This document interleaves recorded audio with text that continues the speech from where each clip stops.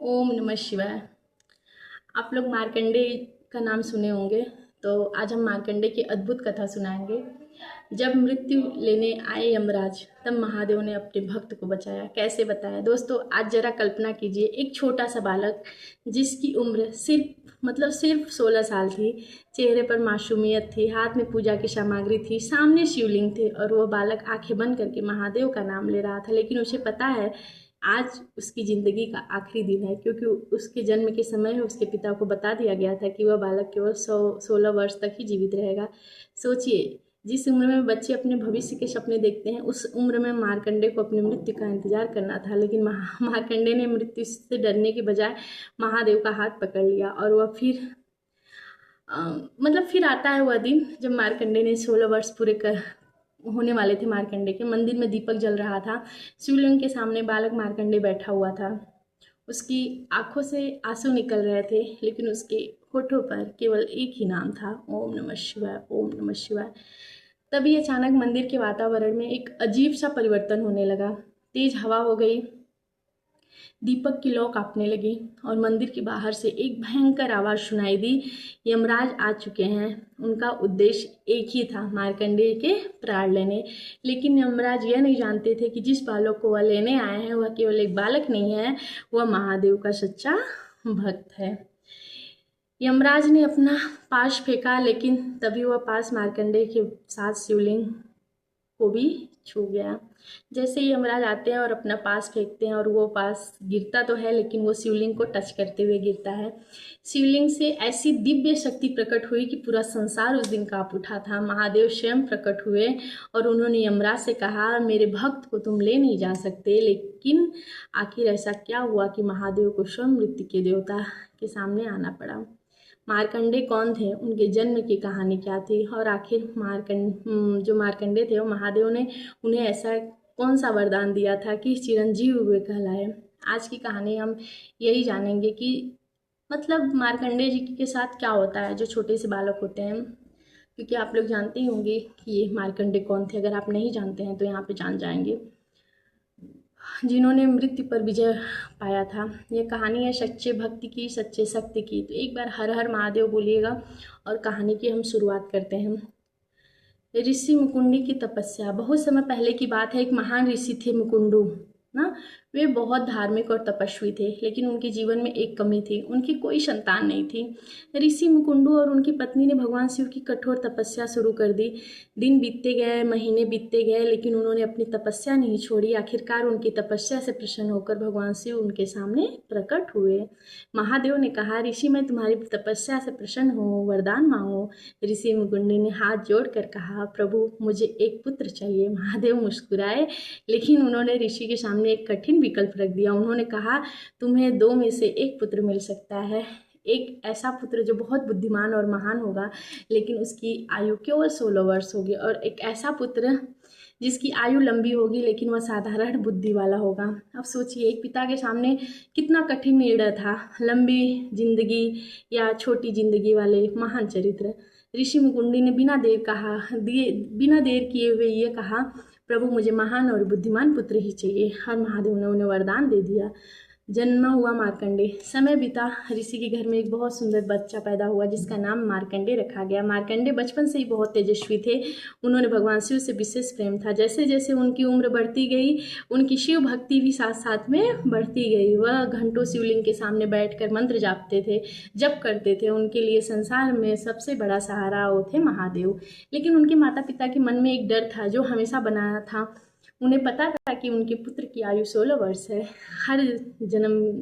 उनके हर जन्मदिन के साथ उनकी चिंता बढ़ती चली जा रही थी।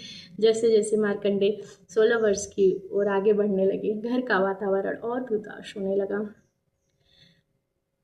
एक दिन मार्कंडे ने अपने माता पिता को बहुत दुखी देखा। उन्होंने पूछा, माता पिता आप इतनी उदास क्यों हैं? माता कुछ तो नहीं बोली, लेकिन मार्कंडे ने फिर पूछा। आखिरकार उनके पिता ने उन्हें उनके जन्म का रहस्य बता दिया। उन्होंने कहा, पुत्र तुम्हारी केवल 16 वर्ष की आयु है। यह सुनकर कोई भी बच्चा डर जाता, लेकिन मार्कंडे शांत रहे।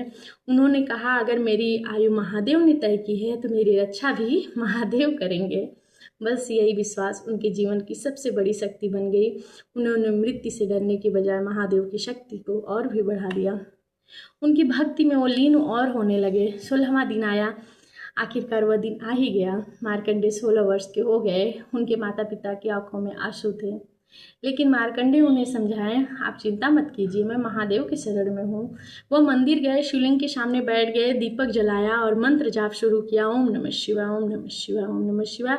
समय बीतता गया। मार्कंडेय की भक्ति और गहरी होती गई। उन्हें अब संसार की कोई चिंता नहीं थी। उनके लिए केवल एक ही नाम था, महादेव, महादेव, महादेव।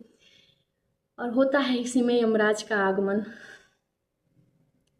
उधर यमलोक में उस समय पूरा हो चुका था। यमराज ने अपने दूतों को आदेश दिया, मार्कंडेय ने प्राण लेने। मार्कंडेय के प्राण ले आओ। दूत गए, लेकिन जैसे ही उन्होंने मार्कंडेय को देखा वे वापस लौट आए। उन्होंने कहा, महाराज वह बालक शिवलिंग से लिपट कर महादेव का नाम जप रहा था और हम उनके पास नहीं जा सकते। तब यमराज जो थे वो स्वयं वहाँ जाने के लिए तैयार हुए और वे अपने भैंस पर सवार होकर मंदिर पहुँच गए। उनके हाथ में था मृत्यु का पास। मार्कंडेय ने आँख बंद कर रखी थी, वह लगातार शिव से लिपटे हुए थे। यमराज ने कहा, मार्कंडेय तुम्हारी आयु पूरी हो चुकी है, अब तुम्हें मेरे साथ चलना होगा। लेकिन मार्कंडेय ने आंखें नहीं खोली। उन्होंने शिवलिंग को और कस के पकड़ लिया और कहा, हे महादेव, मैं महादेव को छोड़कर कहीं नहीं जाऊंगा। यमराज ने अपना पासा फेंका, लेकिन मार्कंडेय शिवलिंग से इतनी मजबूती से लिपटे हुए थे ना कि वह पास उन्हें पकड़ते हुए, मतलब जैसे वो पासा फेंके ना, वो शिवलिंग के चारों ओर घूमने लगा। और तभी पूरे मंदिर, जैसे पासा फेंकते हैं वो चारों ओर शिवलिंग की घूमने लगता है और तभी मंदिर में पूरा हिल उठता है। दीपक की जो लौ होती है वो तेज हो जाती है, धरती कांपने लगती है, आकाश में बिजली चमकने लगते हैं और शिवलिंग से एक अद्भुत प्रकाश निकलने लगा।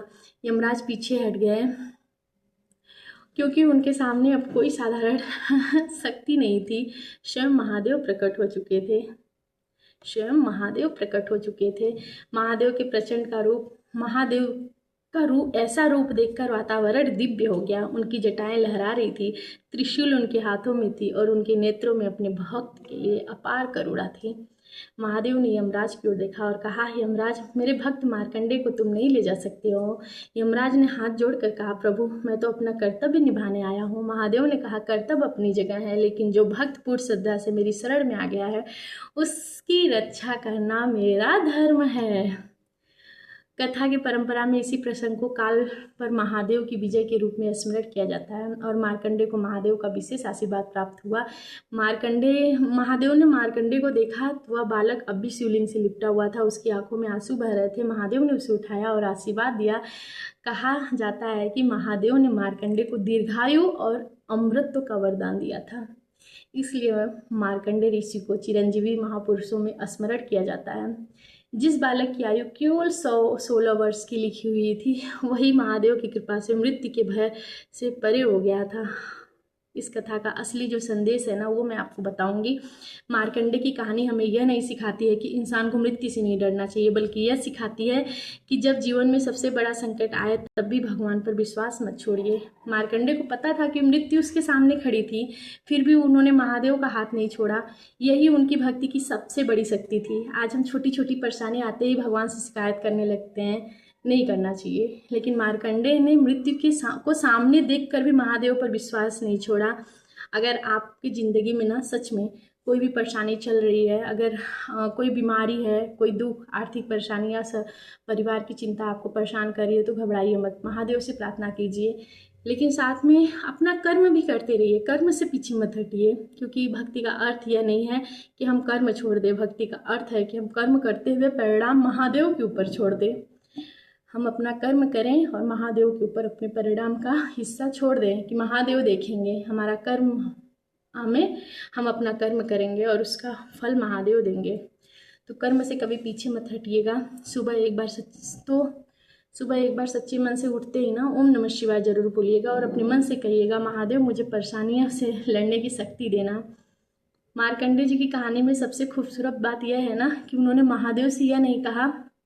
जो मार्कंडेय की ये कहानी पूरी थी, उसकी सबसे बड़ी बात मैं आपको बताऊं तो बस उन्होंने ये नहीं कहा महादेव मुझे कभी मरना नहीं है, उन्होंने बस ये कहा कि महादेव का साथ कभी नहीं छोड़ना है।